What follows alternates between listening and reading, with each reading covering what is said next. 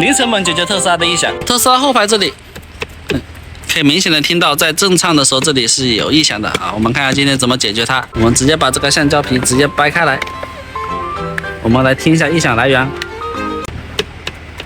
就拿掉橡胶条之后，异响就会更加的明显。然后我们发现异响是从上面这个地方来的，就是上面这个很大的这个卡扣直接接触这个金属车身导致的这个异响。看，好，这样特别明显了。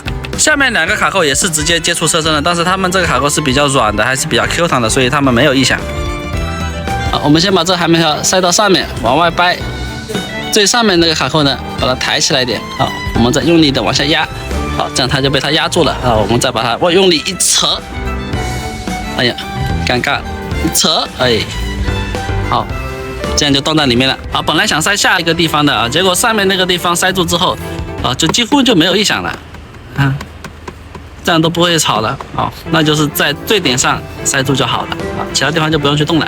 我们再把它复原一下，再来拍一下啊，就跟这个最开始的时候，就是声音已经区别大了很多了。